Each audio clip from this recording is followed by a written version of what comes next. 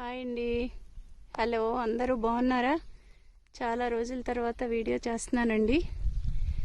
మా ఆకుపచ్చ జీవనం ఛానల్కి స్వాగతం అండి. ఈ కాయలు ఏంటో తెలుసా అండి? మా మైసయ్య చెప్తున్నాడు ఈరోజు వెరైటీగా. నేను కూడా ఎప్పుడు వినలేదు, మరి కొంతమందికి తెలుసో తెలియదో, నాకైతే తెలియదు. ఇవి మంగకాయలు అంటండి, కూర వండుకుంటారంట. ఆదొండకాయలు, తీయకాయలు, ఇవి మంగకాయలు అని చెప్పి. ఆదొండకాయలు వేరు వేరు. ఆదొండకాయ కూడా సంవత్సరానికి ఒకసారి తింటారంటండి. అది ఇది మంగకాయ కూడా ఈ టైంలో సీజన్ అంటండి. ఇది ఈ సీజన్ లో ఇవి ఒలిసి ఏం చేయాలి మైసయ్య?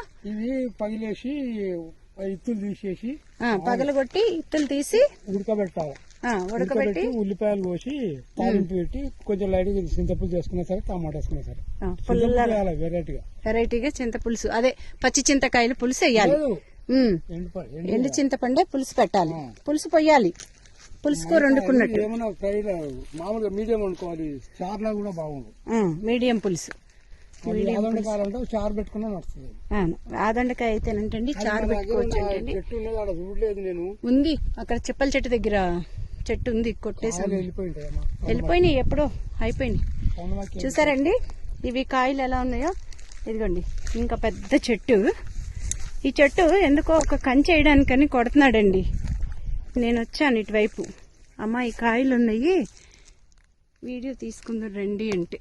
ఇదిగోండి చూడండి ఎలా ఉన్నాయి, చెట్టు నిండా కాయలేనండి. అసలు ఎంత ఇవి అడవిలంపటి అడవిలో ఉంటాయండి ఈ చెట్లు. కానీ నాకు దీని కాయలు తింటారనేది నేను ఈ రోజే విన్నాను మా మైసయ్య ద్వారాగా.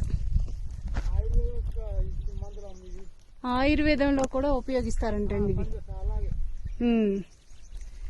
ఇలాంటివన్నీ నాటు మందుల కింద, మనం ఇంగ్లీష్ మందుల కన్నా కూడా చూడండి ఎలా ఉన్నాయో.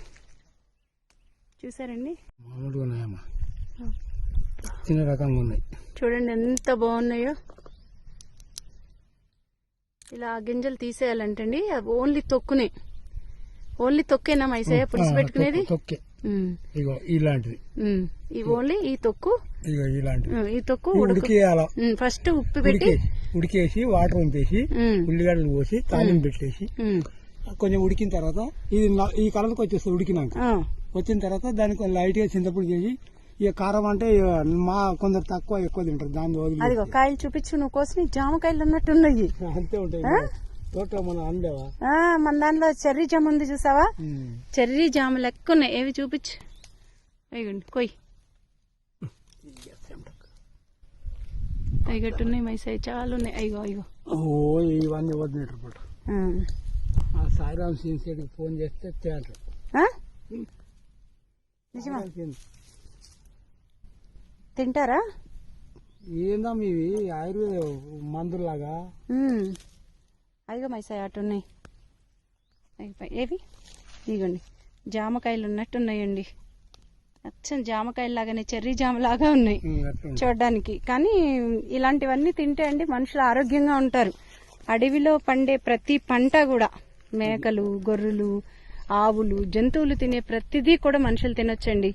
మనుషులు తింటే అసలు మనుషులకి ఏ రోగాలు ఉండవు, చక్కటి ఆరోగ్యాన్ని ఇస్తాయి ఇవి. అందుకే మనం అప్పుడప్పుడు తినాలండి.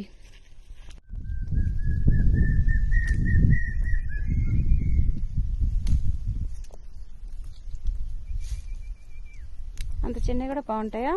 ఇంకా బాగుంటాయి. ఇవి ఇప్పటిలాగా తీసేస్తే టొక్కే ఏమైనా ఉడకదు. దాన్ని ఉడకబెట్టి ఉల్లిగడ్డలు వేసి తాలింపు పెట్టుకొని ఇంకా చింతపండు చేసుకుంటే కూరలా. చూడండి ఎంత బాగా కోస్తున్నాడో. జామకాయల కంటే కూడా బాగున్నాయి. ఫస్ట్ టైం నేను చూడడం అండి. ఈ కాయ గురించి మైసయ్య చెప్తుంటే నాకే ఆశ్చర్యం అనిపించింది. అంటే తెలిసిన వాళ్ళు, వీళ్ళు తిరిగేవాళ్ళు కదండి అడవిలో తిరుగుతారు కాబట్టి వీళ్ళకి ప్రతిదీ తెలుసు అనమాట.